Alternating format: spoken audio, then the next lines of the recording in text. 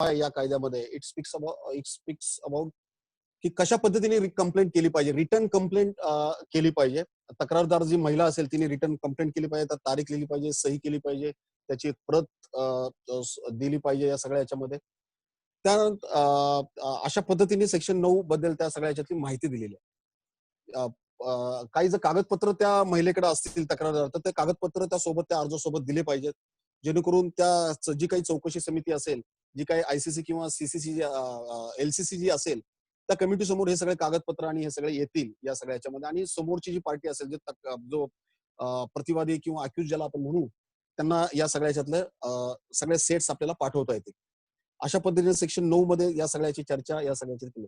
Section 10 जो आहे या सगळ्या याच्यातला, तो कन्सिलेशनच्या बद्दल त्याच्यामध्ये चर्चा केलेली आहे. इथं खूप महत्वाचं आहे. आपण ज्या रुटीन प्रॅक्टिसमध्ये आपण कन्सिलेशन कन्सिलेशन मध्ये आपण ज्या नेहमी रुटीन मध्ये आपण ज्या गोष्टी आपण सहजतेने आपण फॅमिली कोर्टात किंवा सिव्हिल कोर्टामध्ये करतो, कन्सिलेशन कशा पद्धतीने केलं पाहिजे, की दोन्ही पार्टीज एकत्र आल्या पाहिजे. दोन्ही पार्टींना जर वाटलं की आता या सगळ्या ह्याच्यात झालं पाहिजे. आधी कौटुंबिक मॅटरमध्ये तर आपण या सगळ्या ह्याच्यात कटाक्षाने बघतो या सगळ्या ह्याच्यातलं कशा गोष्टी घडतील. परंतु इथे असं केलेलं आहे की इथे जी तक्रारदार महिला आहे तिला महत्व दिलेलं आहे, इम्पॉर्टन्स दिलेलं आहे. तिने जर ठरवलं तरच ती कन्सिलिएशन या सगळ्या ह्याच्यातलं होतं, अदरवाईज होणार नाही या सगळ्या ह्याच्यातलं, एवढं नक्की आहे. तिने जर तसा अर्ज दिला या सगळ्या ह्याच्यामध्ये तरच ती प्रोसिडिंग थांबवली जाते आणि हा सगळा विषय हे केला जातो. अदरवाईज असा केलेला जात नाही किंवा दोघांच्या संमतीने हा विषय होऊ शकत नाही. तर त्याच्यात महिलेची जास्त काळजी या सगळ्या ठिकाणी घेतलेली आहे.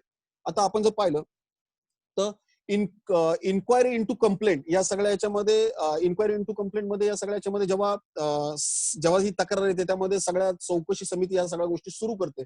त्याच्यामध्ये असं कायद्यामध्ये असं म्हटलेलं आहे की जेव्हा ही तक्रारीची प्रत जेव्हा तिथले अधिकारी ही सगळी तक्रारीची प्रत जेव्हा प्रतिवादीला पाठवण्यात येते, त्यावेळेस प्रतिवादीनी ही तक्रार आल्यानंतर 7 दिवसामध्ये ती प्रत पाठवली पाहिजे.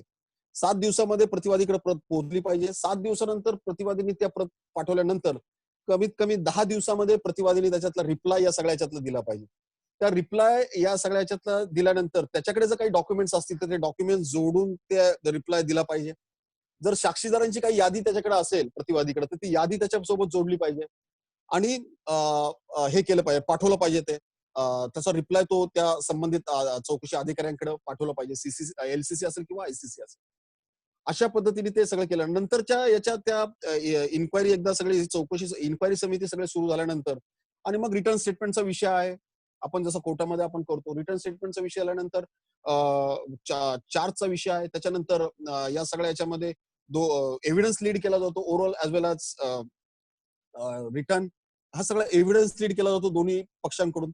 एव्हिडन्स लीड केल्यानंतर सुद्धा याच्यामध्ये अजून एक थोडीशी तरतूद अशी म्हटलेली की समजा एखाद्या चौकशी अधिकाऱ्याला समजा असं वाटलं की मला थोडं अजून दोघांशी बोलायचंय, मला थोडं अजून दोघांना काही प्रश्न विचारायचे, सगळं एव्हिडन्स झाल्यानंतर सुद्धा तरी तो त्याला अधिकार आहे. तो पुन्हा एकदा ज्याला आपण म्हणू की असेसमेंट किंवा अनालिसिस, एकूण जो एव्हिडन्स लीड झालेला आहे त्याच्यातलं काही करता येईल का, त्याला काही कन्क्लुजनला जाण्यासाठी कदाचित किंवा जो इन्क्वायरी रिपोर्ट करायचा असतो त्याच्याकडे त्याला जाण्यासाठी थोडी मदत होईल का, अशा अर्थाने सुद्धा अशी अशी ज्याला आपण म्हणू काही प्रश्न विचारायचे असतील असे अधिकारी प्रश्न विचारू शकतात. अशी एक थोडी तरतूद त्या सगळ्या याच्यामध्ये आहे.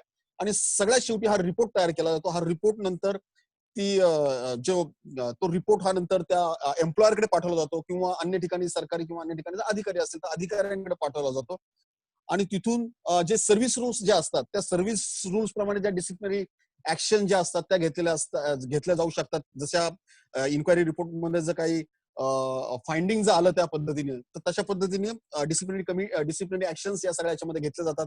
तशा पद्धतीने पेनल्टी केली जाते. कारण सरकारी या आणि सगळ्या याच्यामध्ये जे रूल्स सर्व्हिस रूल्स जे आहेत जे ऍप्लिकेबल सेंट्रल गव्हर्नमेंटचे असेल किंवा स्टेट गव्हर्नमेंटचे असेल त्या पद्धतीने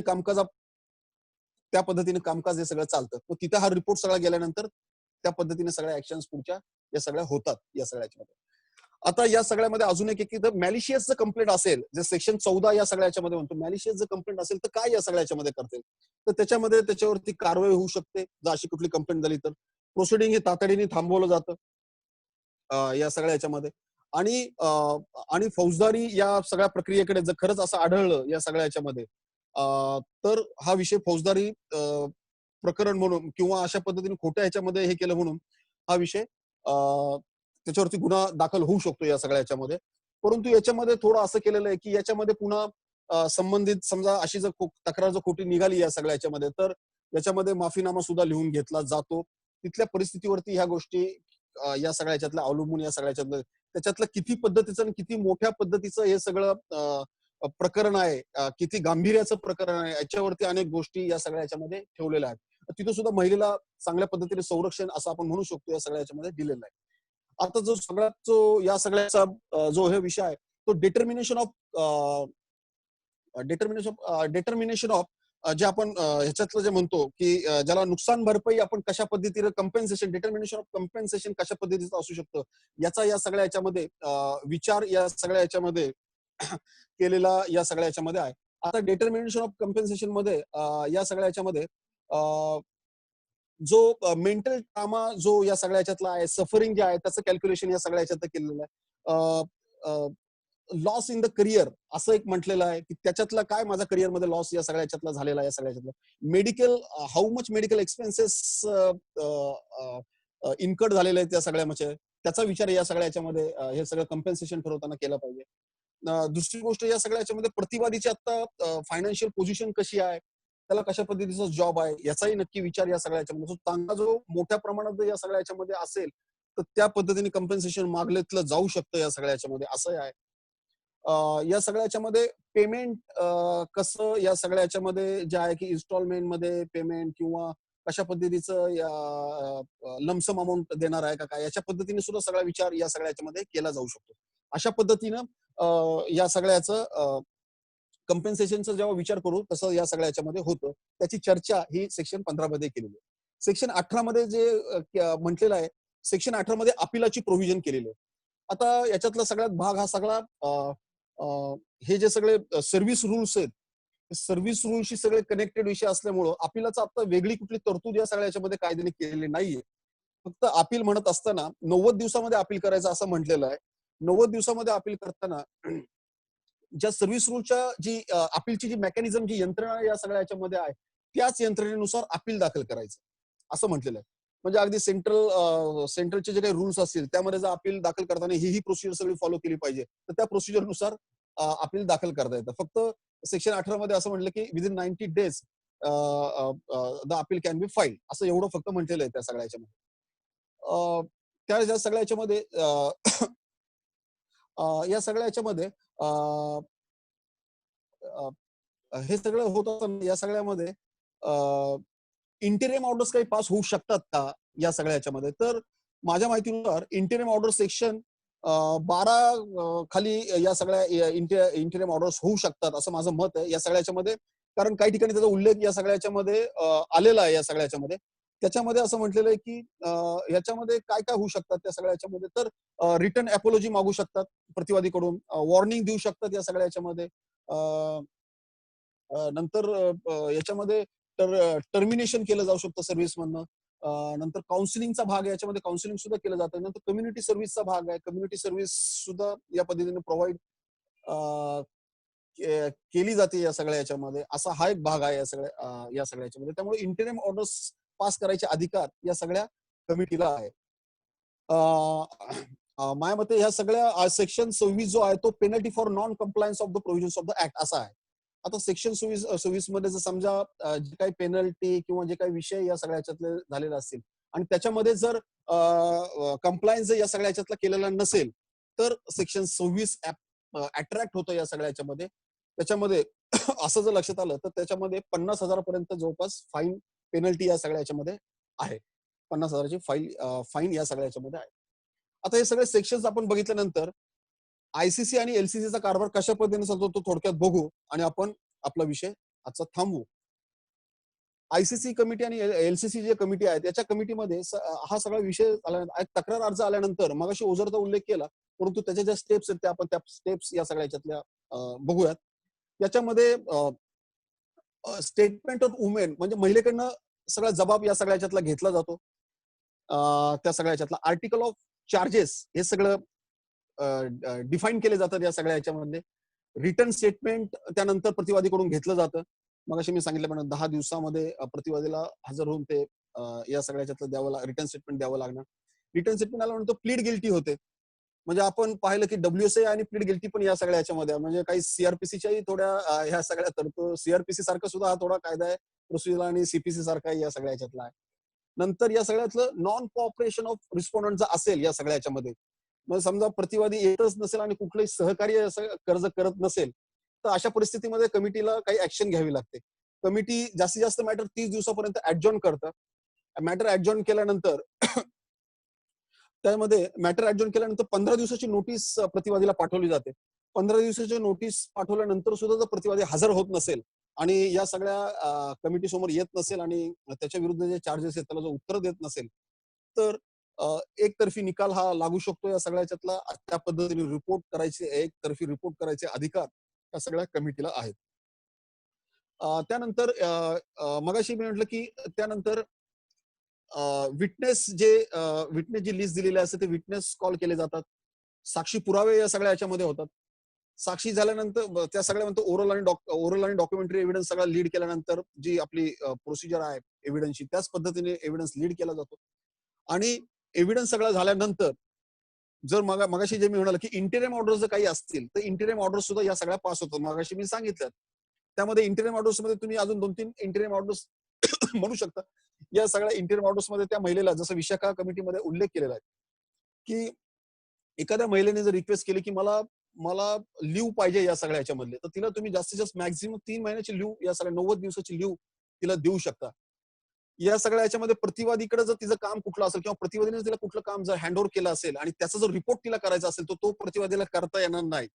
त्यामुळे कमिटी या सगळ्या विषयावरती रिस्ट्रेन करू शकते प्रतिवादीला.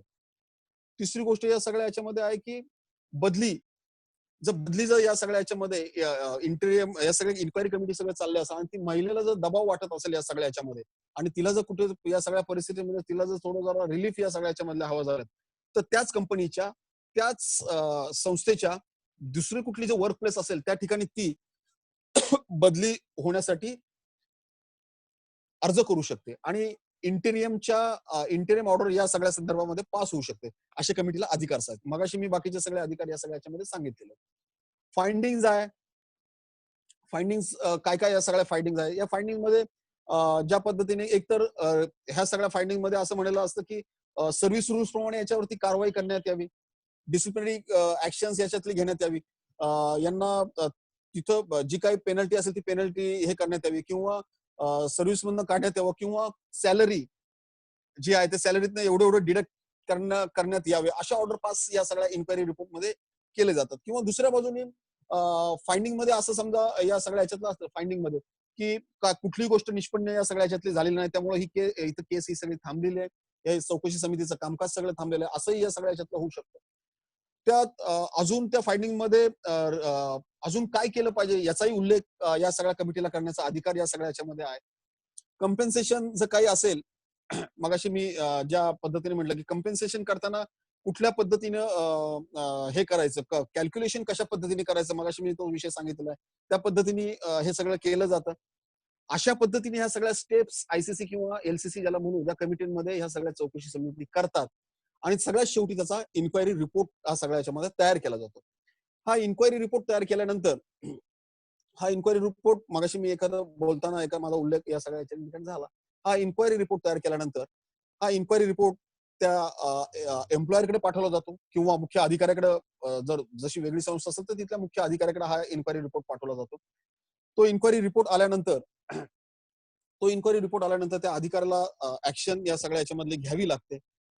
ही ऍक्शन अधिकाऱ्यांनी त्याचा सगळा पाठपुरावा सगळा करावा लागतो त्या अधिकाऱ्याला आणि त्यांनी तो सगळा पुरावा त्या सगळ्या सर्व्हिस रूल्स पद्धतीने त्याला ते सगळं करावं लागतं. अशा पद्धतीची प्रोसिजर मधल्या काळामध्ये जर एखाद्या तक्रारदार किंवा प्रतिवादी ह्या दोघांपैकी जर एखाद्याला वाटलं की मला अपील दाखल करायचंय, तो ते अपील 90 दिवसामध्ये दाखल करू शकतो. मगाशी म्हटलं इन्क्वायरी कमिटीचं कामकाज हे साधारण 3 महिन्यामध्ये कंप्लीट करावं असं म्हटलंय. 3 महिन्यामध्ये कंप्लीट करावं इन्क्वायरी कमिटी ह्या सगळ्या चौकशी समितीचं कामकाज अशा पद्धतीने म्हटलेलं आहे. अशा सगळा हा जो काही ह्या कायद्यामध्ये अशा सगळ्या तरतुदी या सगळ्याच्यामध्ये केलेल्या आहे. तर दुसरं एक या सगळ्याच्या मध्ये की या कायद्यामध्ये बऱ्याचशा वेळेला काय होतंय की अनेक ठिकाणी जसं मगाशी मी म्हटलं की विशाखाच्या गाईडलाईन्स किंवा हे जे सगळं डिस्प्ले करण्याचा जो विषय आहे की ह्या गाईडलाईन्स नक्की कशा आहेत, काय आहेत, आपल्या कर्मचाऱ्यांपर्यंत ह्या सगळ्या गोष्टी पोहोचतात, त्या पद्धतीने बऱ्याच ठिकाणी असं होत नाहीये. कोणीतरी सहज चौकशी केली किंवा काय केले तर तातडीने काही गोष्टी केल्या जातात आणि तेवढ्या पुरतं ते लावलं जातं, परंतु असं काही होत नाही. अशी एखादी जर घटना घडली तर वर्षभराने तो रिपोर्ट करायचा असो असं कायद्यामध्ये म्हटलेलं आहे आणि तो रिपोर्ट तो संबंधित एम्प्लॉयरकडे केला करावा काय या सगळ्याच्या करावा असं अभिप्रेत केलं असं केलेलं आहे. परंतु माझं असं म्हणणं आहे की या सगळ्या याच्यामध्ये अनेक दुरुस्त्या होऊ शकतात या सगळ्या कायद्यामध्ये. कारण जर अशी घटनेची तुम्ही वाट बघायची कारण नाही, पिरियडिकली मीटिंग झाल्या पाहिजेत, तुम्ही ठिकठिकाणी काउन्सिलिंग केलं पाहिजे. आज जसं अनेक शाळा आणि संस्थांमध्ये काउन्सिलरची जशी उपलब्धता या सगळ्या याच्यामध्ये आहे, तुम्ही तिथं काउन्सिलिंगची योजना केली पाहिजे. काउन्सिलिंगच्या माध्यमातून अनेक गोष्टी समोर येतील, अनेक जण आज समोर बोलत नाहीत या सगळ्या याच्यामध्ये. आणि या सगळ्या याच्यामध्ये आल्यानंतर तुम्हाला पिरियडिकली मीटिंग जर घेतल्यानंतर तुमच्या लक्षात येईल की वर्षभरामध्ये एवढे सगळे इन्क्वायरी रिपोर्ट्स येऊन गेलेले आहेत, एवढे आपण पाठवलेले आहेत. आता फक्त कायद्यात काय म्हटलं की तुम्ही सगळ्यात शेवटी जे काही झालं असेल, एखादी घटना घडली तर इन्क्वायरी रिपोर्ट असेल तो फक्त पाठवा. त्यामुळे सगळं मला असं वाटतं की सगळ्या गोष्टी समोर येत नाहीयेत. इन्क्वायरी रिपोर्ट प्रॉपर येत नाहीत. आले तरी कमी येत आहेत. अशा सगळ्या गोष्टी होतात. त्यामुळे ह्या ज्या गोष्टी एकमेकांशी जर जोडल्या आगामी या सगळ्या काळात, अशा आपल्यासारख्या सामाजिक संस्थांची अनेक संस्था ह्या असं काम करू शकतात या सगळ्या याच्यामध्ये. अनेक दुरुस्त्यांची मागणी करू शकतात. पेनल्टी कमी आहे, पेनल्टी वाढवू शकतात. अनेक गोष्टी आहेत.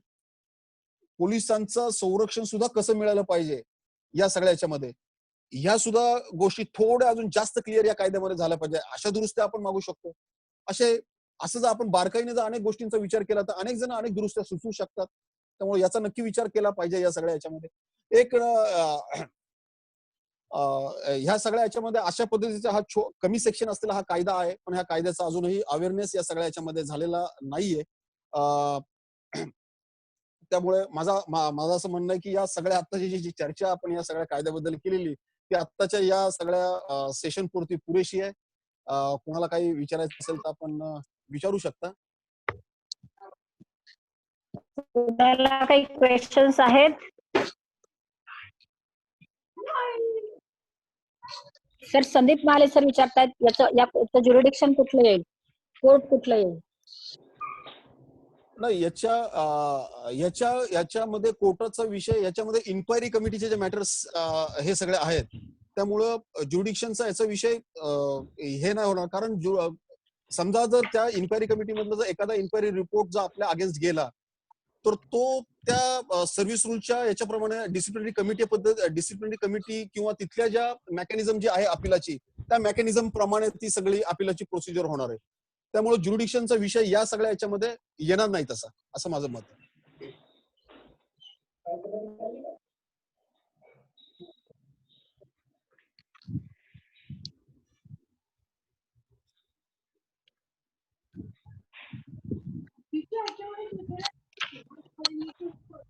Sir, can any woman do direct police complaint? नाही, पोलीस तक्रार जरी केली तरी याच्यामध्ये असं म्हटलेलं आहे की याच्यामध्ये काय आहे की याच्यामध्ये वर्कप्लेसच्या इथे जर एखादी अशी घटना घडली तर तातडीने आपल्याला आपल्या अधिकाऱ्याकडे कंप्लेंट करावी. पोलिसांकडे नक्की करू शकता या सगळ्या याच्यामध्ये. याच्यातला अजून एक भाग आहे या सगळ्या याच्यामध्ये की पोलिसांकडे कंप्लेंट केल्यानंतर सुद्धा तुम्ही एम्प्लॉयरकडे नक्की कंप्लेंट करा, असा भाग आहे. त्याच्यामध्ये अजून एक भाग आहे की एम्प्लॉयर स्वतःच जर या सगळ्या याच्यामध्ये दोषी असेल, स्वतः मालक या सगळ्या कंपनीचा दोषी असेल, तर अशावेळी जी आयसीसी कमिटी मध्ये जरी ती तरतूद असेल की 10 पेक्षा जास्त संख्या या लेबर्स आणि कर्मचारी अधिकाऱ्यांची असेल तर त्या ठिकाणी आयसीसी कमिटी केली जाते. परंतु जर एम्प्लॉयर स्वतःचा दोषी आढळत असेल किंवा त्याच्या विरुद्ध जर काही तक्रारी असतील तर आपण जिल्हा अधिकाऱ्यांकडे या सगळ्या याच्यातला जो ऑफिसर जो आहे, नोडल ऑफिसर जो आहे, त्याच्याकडे तुम्ही तक्रार करू शकता आणि त्या लोकल कंप्लेंट कमिटीच्या माध्यमातून ह्या सगळ्या तुमचं जे चौकशी प्रकरण हे सगळं चालवलं जातं या सगळ्या याच्यामध्ये. दुसरी अशी गोष्ट आहे की वर्कप्लेस एखादी महिला तिथे काम करते, परंतु बाहेरच्या व्यक्तीने जर तिला सेक्शुअल हॅरेस केलं तरी सुद्धा ती जबाबदारी त्या कंपनीवरती किंवा तिथला जो शैक्षणिक संस्था किंवा अन्य जे कुठल्या संस्था असतील त्या संस्थांच्या अधिकारी आणि एम्प्लॉयरवरती ह्या सोपवलेल्या आहेत. त्यांना त्याच पद्धतीने काम करायचं. जशी ही घटना जसा त्यांचा एखादा कर्मचाऱ्यांनी सेक्शुअल हॅरेसमेंट केलेला आहे किंवा त्याच बेकारच्या बाहेरच्या व्यक्तीने केलं असेल तरी त्यांना त्याच पद्धतीने ह्या सगळ्या गोष्टी फॉलो कराव्या लागतील, अशी जबाबदारी त्यामध्ये म्हटली. अजून कोणाला आहेत काही queries?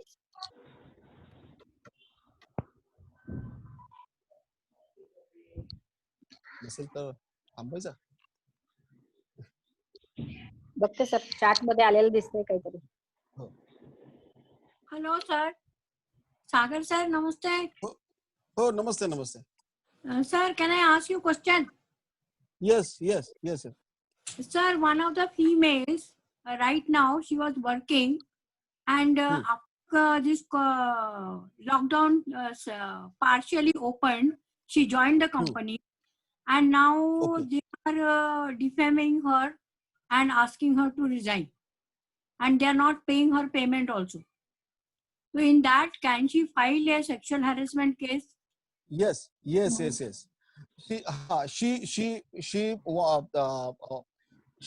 has to clear. She has to clarify that what exactly defamation made. In writing, she has right to give a complaint to before the authority, and she can file the complaint. They don't have ICC committee in their office. Then she has to go to local committee, no? No.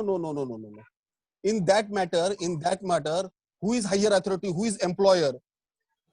Employer is also against it. Somebody has misguided him. Though he is against with her, though he is against with her, she has to file complaint, take acknowledgement of that complaint, and she can approach to police station, and she also can file the complaint with district collector. Because if there is any absence of any ICC committee, she can approach directly to district collector. Because she has got WhatsApp message, all abusing language is given to her on that WhatsApp message. Okay. So she can file the complaint with all these documents. Yes. I have read the WhatsApp. She has asked me help. Then I told her, you go and make a complaint with police. Let us see. She is scared Okay, to yes. go to police. Yes. Because still lockdown period is continuing in our area. Our area is containment area, Pimpri. So I cannot go with her to police chowki. I told her, you go alone and file a complaint. So under this arrangement, she can do it, no? Yes. Thank you, sir. After Thank this you. lockdown period is over, she can easily file the complaint. It's depend on her. Thank you sir. Thank you, sir. Jayant Mohite sir विचारतायत, is the committee quasi judicial? Yes.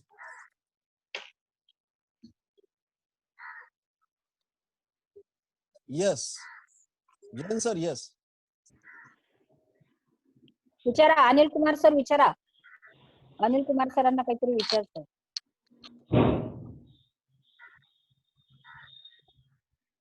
Hello. बोला sir. बोला sir. याच्या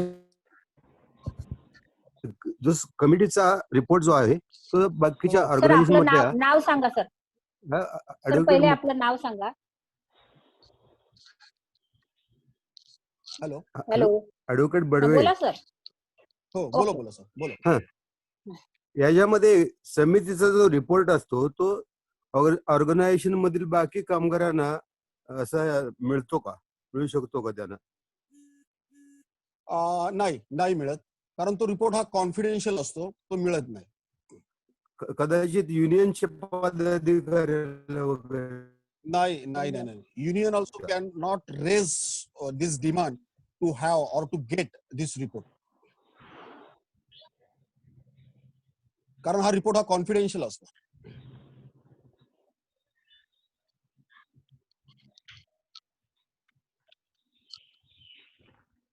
sir मला वाटतं question सर्वांचे संपलेले आहेत बऱ्यापैकी. मी advocate Nilima madam यांना विनंती करेन की त्यांनी आभार प्रदर्शन करावं.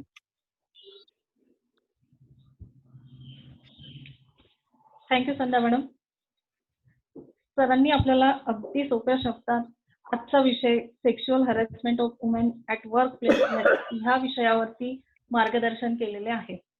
सरांनी आपल्याला ह्या विषयाचे परिणाम काय होतात, तसेच ह्याबद्दल आपण जागृती संदर्भात काय काय करू शकतो ह्याविषयी सरांनी आपल्याला मार्गदर्शन केलेले आहे.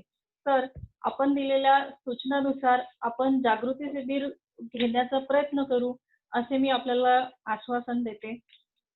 आणि आज आपल्याला तुम्ही वेळ देऊन आम्हाला जे मार्गदर्शन या विषयावरती केलेले आहे त्याबद्दल धन्यवाद. Thank you sir. धन्यवाद. थँक्यू. धन्यवाद निलिमा मॅडम. थँक्यू संध्या मॅडम. धन्यवाद सर. थँक्यू सागर सर. थँक्यू. थँक्यू.